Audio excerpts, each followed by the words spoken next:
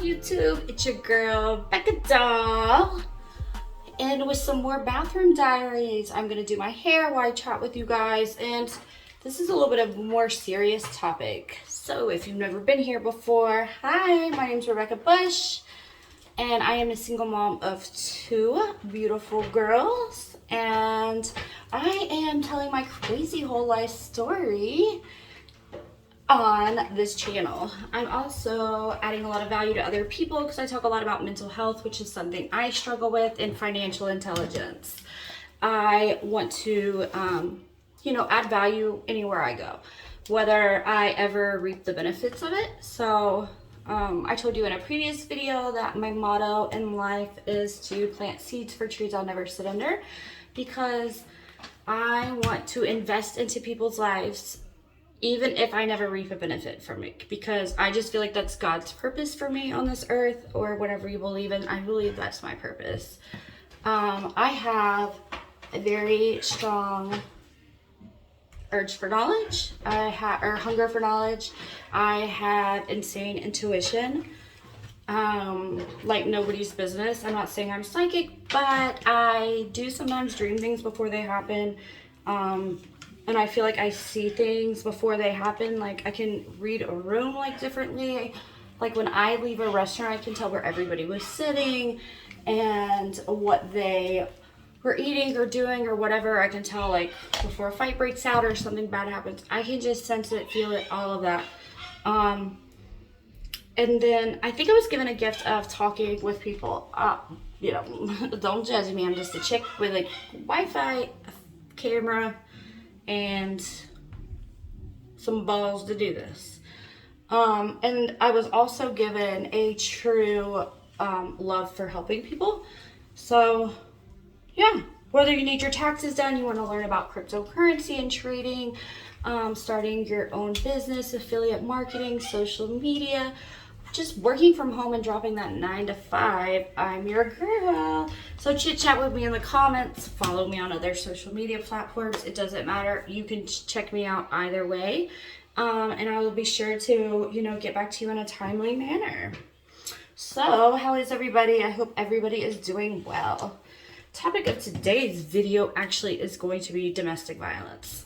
So I have been a victim of domestic violence in several forms, many times throughout my life, and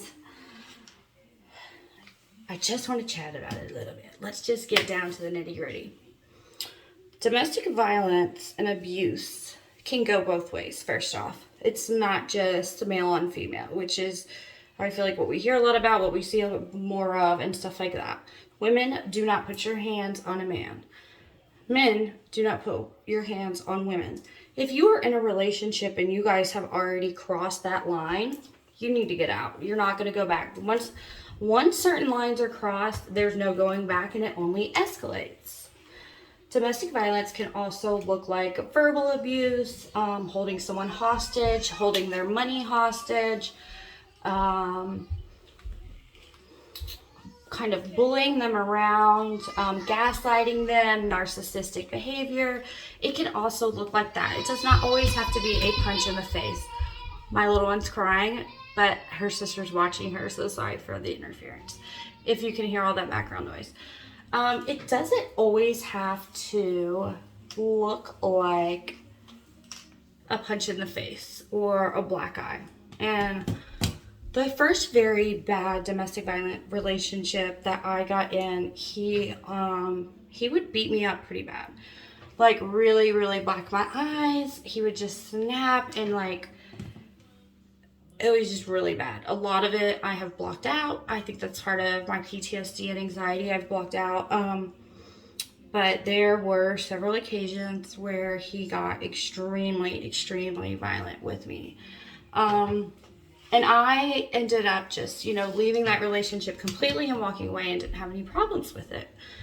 Then I got into another relationship where I should have paid attention to the red flags. I was extremely young. I was being cheated on. I was being used for money. I was being verbally abused, emotionally abused. But that's not how it starts out, is it? It never starts out like that. Everything was cool. We were in love. I'm thinking this is the man of my dreams. And so on and so on. Until one day, a girl shows up at my front door and is like, oh, that's been my boyfriend for 5 years. And I'm like, oh, really? We live together. And some other things. That's quite crazy. And that's like the beginning of where things really started to go downhill. A lot of times in domestic violence relationships, you see a lot of addiction or drug or alcohol abuse. And that just magnifies the codependency. And a lot of toxic relationships that involve any sort of domestic violence or abuse or whatever, the couple tends to have a very codependency on each other. They are each other's drugs. They depend on each other to function. They feel like they can't live without it, and it is extremely hard to get out of. So if you do find yourself in this situation, okay, what do? You get out. That's not always as easy said and done. Some people, they're with somebody and they completely control their finances, or they're trapped, or the person's going to kill them, or whatever. But you got to figure out a way to get out. So some of the steps you can do is you can call the police, and the police can help you. They can get you out of the home, your children out of the home, get them out of the home, or whatever. You know, every state's different. Here, what I ran into was that I had to get a restraining order, and I had to actually have, this person evicted from my home. Well, the restraining order kind of like did that for me, so I didn't have to. But I kept going back, and I kept going back, and I kept going back. And then there would be, inevitably, there would be a fight. Or he would be stealing my money, or take my car keys and not let me leave the house, or just like punching holes in the walls and stuff like that. Until it led to a gun being pulled out on me. And I was told if I called anybody for help that he was going to kill me. Around this time in this situation, other people were really starting to notice. You know, we live in a small town. They were hearing the police calls to my house all the time over the radios. You know, they were telling their spouse when they went home. People were talking. And people started to notice marks on my body.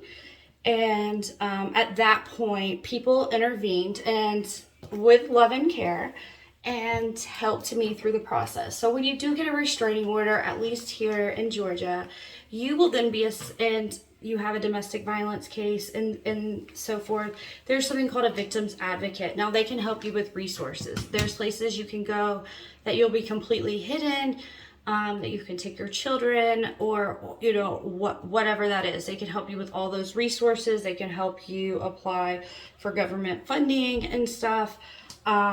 When you have been a victim in that sense. But I remember the police always telling me, like, we respond to these cases all the time, and they never end well. And one day we're going to get here to your house and you're not going to be alive. And that kind of that's where it started to kind of resonate with me. And, the people interfering and trying to help me, as well as the police and the court systems, did let me know that if I kept going back and I chose to have this individual in my life on those terms, then, I potentially could lose my child, because they are not going to let you stay in an abusive relationship that they now have seen bruises on your body and marks on you and things of that nature, which people were starting to see. And some of these people that were seeing it were actually police officers. And they are the ones that actually took me down to the courthouse. They helped me file my restraining order. And I will tell you guys, it was way harder to leave than it was to stay. That was really the beginning of like where my mental health went all the way downhill. I remember never being able to get out of bed. I would cry uncontrollably.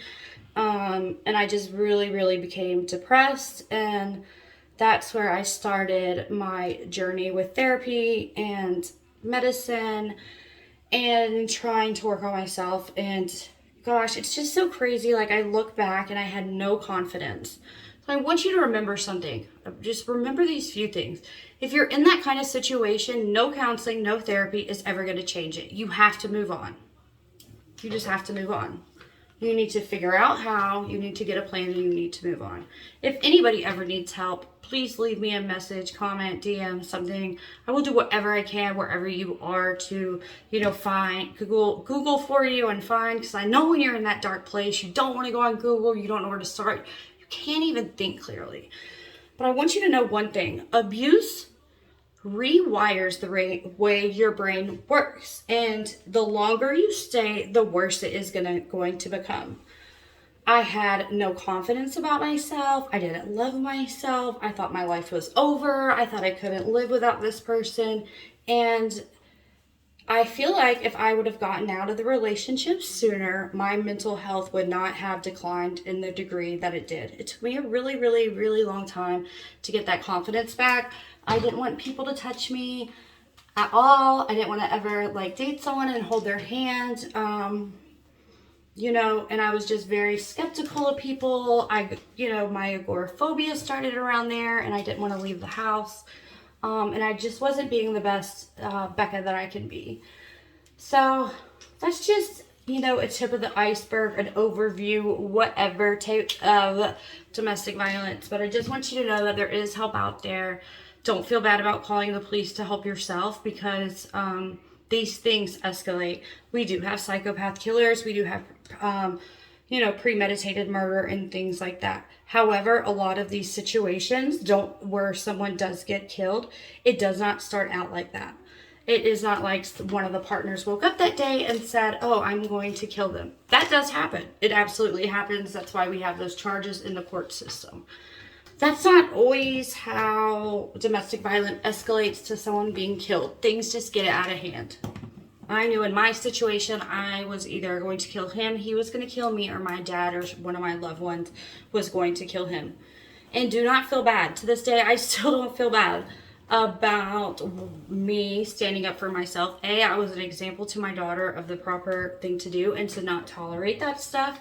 Imagine if I would have stayed, and she always thought that's what a relationship is, and that's how she should be treated. You know what I mean?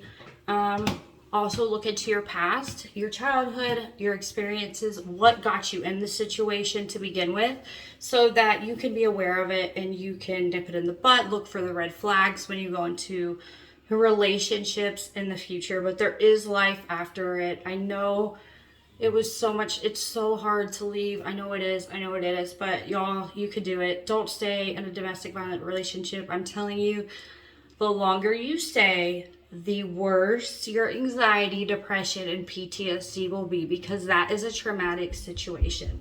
And you don't want something to happen or get out of hand where you guys can't take it back. Well, my 3-year-old's banging on the door, so that's all for tonight. But I love you guys. Peace out. Love, chicken grease, all that good stuff. Check me out on my other platforms. Hit me up if you need some help. Other than that, I love you guys. Mwah. Make sure you subscribe, notify. Am I leaving anything out? I don't think so. Bye.